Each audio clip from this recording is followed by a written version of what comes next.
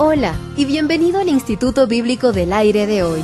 Es un verdadero gozo tenerlo con nosotros estudiando la Palabra de Dios, las Sagradas Escrituras. Estos estudios nos llevarán por un recorrido de toda la Biblia, desde Génesis hasta Apocalipsis. Gracias por unirse a nosotros y ser un fiel estudiante de la Palabra, y no ser solo un oidor de la Palabra, sino alguien que la aplica. Ahora, unámonos a nuestro Maestro para otra lección interesante y práctica de la Biblia.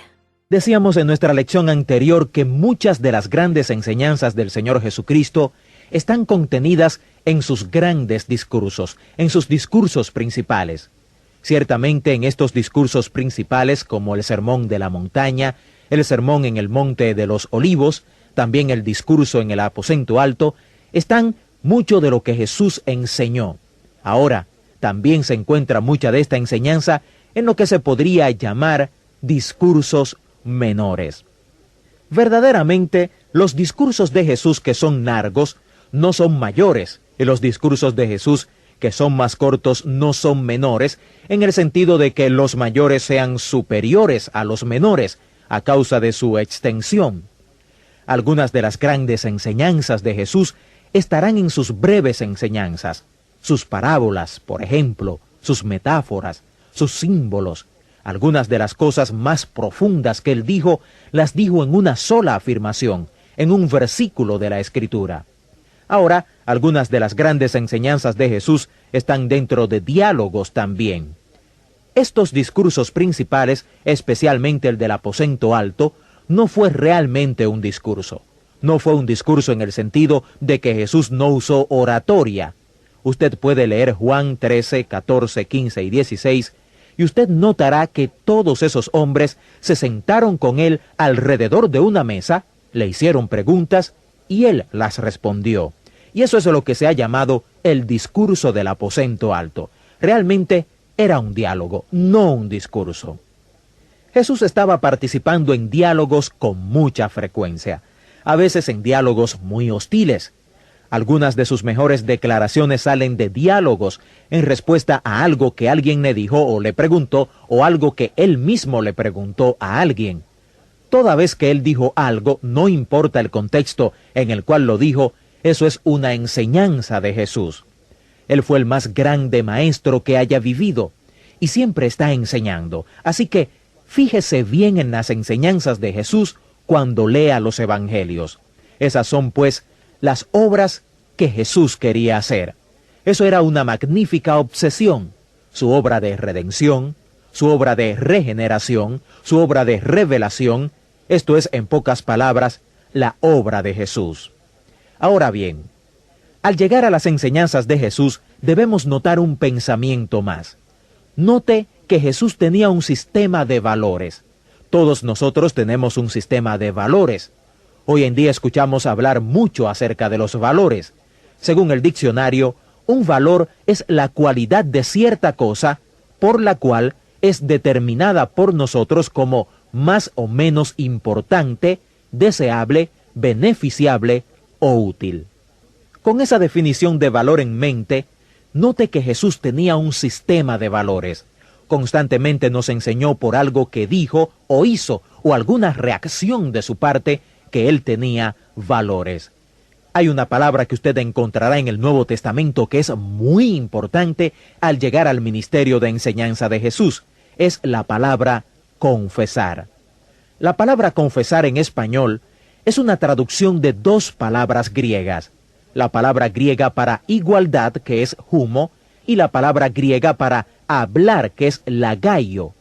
Humo, lagaio significa confesar.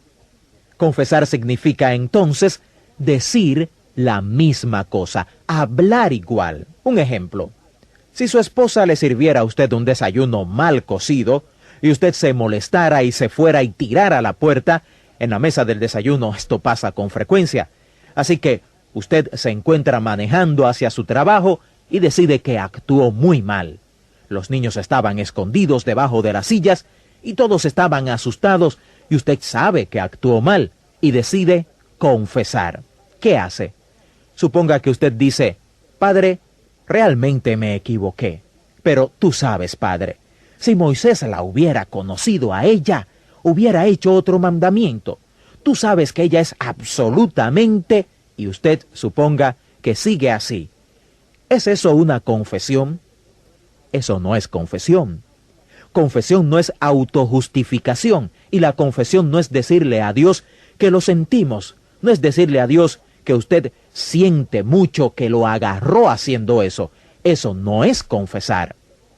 Confesar significa esto. Usted le dice a Dios, Dios, ¿qué dices de lo que hice? Y cuando usted sabe lo que Dios dice sobre lo que usted hizo, entonces usted dice lo mismo, habla igualdad. Eso es confesión. Si la confesión solo fuera decirle a Dios que lo sentimos, entonces no serviría cuando la Escritura nos dice que confesemos a Jesús. ¿Cómo le vamos a decir a Dios entonces que sentimos mucho que envió a Jesús? Confiese a Jesucristo. Eso dice la Escritura. ¿Y qué significa eso?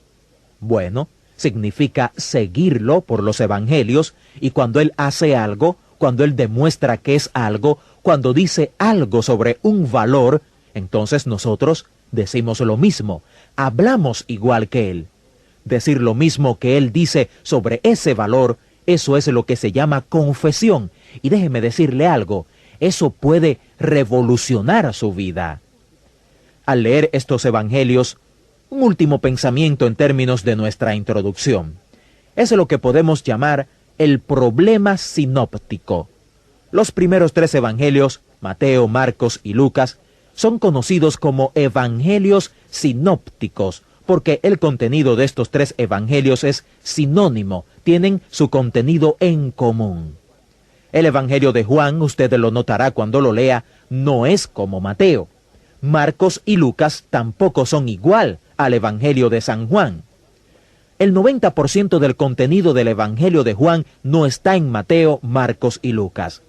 Muchas de las cosas que usted lee en el evangelio de Juan no las conoceríamos si no fuera por el evangelio de San Juan. Esa entrevista con Nicodemo, por ejemplo, de la cual oímos tanto, él es el único que nos habla de eso, la mujer en el pozo y otros temas más. 90% de las cosas que Juan nos dice, y tome nota de eso, él es el único que las dice.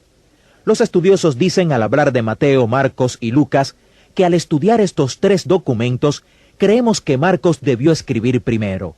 Luego Mateo decidió hacerlo para agregar a lo que Marcos dijo, y luego Lucas decidió agregar a lo que Mateo dijo.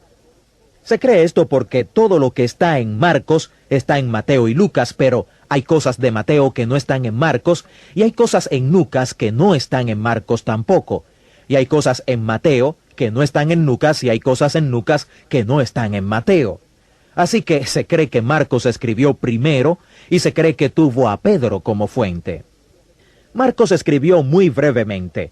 Si usted es periodista y nos está escuchando, sería bueno que leyera Mateo y Lucas y luego leyera Marcos, para que viera cómo Marcos nos dice brevemente lo mismo que Mateo y Lucas dicen. Él es una verdadera lección en brevedad, en un reporte preciso. Hay una sola cosa que no está en Mateo y Lucas y que está en Marcos, así que se dice que el 99% de lo que está en Marcos está en Mateo y Lucas. Aparentemente Mateo sintió que había un énfasis, que había una perspectiva, había cosas sobre Jesús que Marcos no compartió, y Dios, el Espíritu Santo, lo puso en Mateo para que lo compartiera.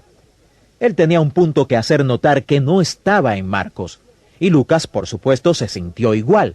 Y luego, años más tarde, Juan tomó la pluma porque él dijo, hay algunas cosas que han dejado fuera, y escribió su evangelio.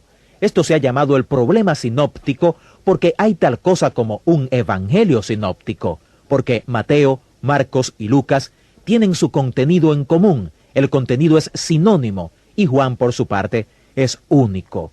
Estudiaremos Mateo, Marcos y Lucas como una unidad, y luego, separado de ellos, estudiaremos a Juan.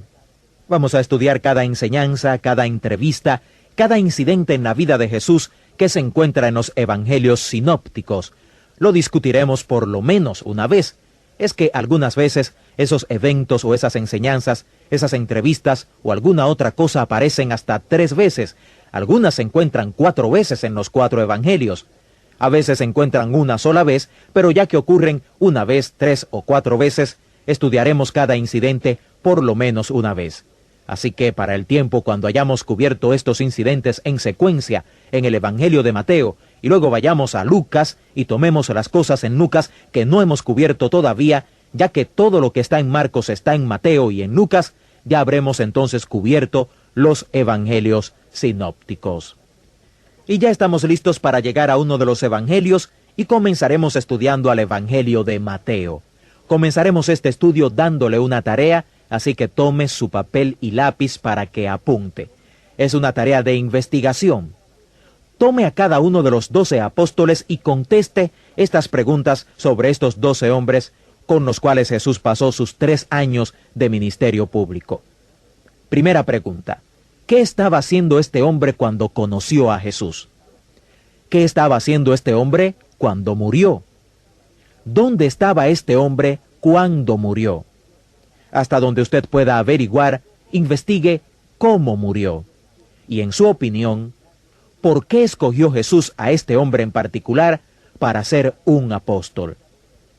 Si usted contesta esas 5 preguntas sobre los 12 apóstoles, usted descubrirá una bendición devocional, porque al ver cómo Jesús les afectó, cómo conocer a Jesús afectó las vidas de estos 12 hombres, usted entenderá quizás cómo su encuentro con Jesús debe afectar también su propia vida. Una vez más, al leer el Nuevo Testamento, léalo con este tipo de perspectiva. ¿He nacido de nuevo realmente? ¿He sido convertido? ¿He sido verdaderamente reconciliado con Dios al entender las obras de Jesús? ¿Significa eso algo para mí? Encuéntrese a sí mismo en el Nuevo Testamento al leer Mateo, Marcos, Lucas y Juan, y al encontrarse a sí mismo en los Evangelios, pregúntele también a Dios si le gustaría darle el don de la fe mientras usted lee.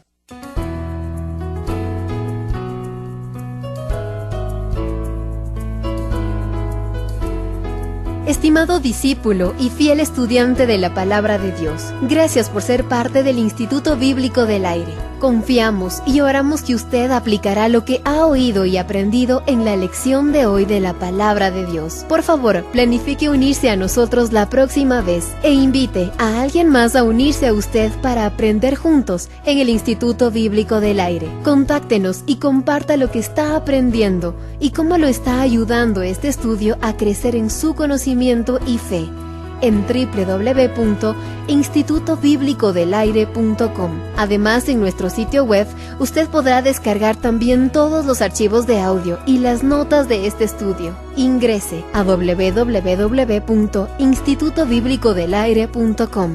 Que el Dios de esperanza lo llene de todo gozo y paz al confiar en Él, para que pueda desbordar de esperanza por el poder de su Espíritu Santo.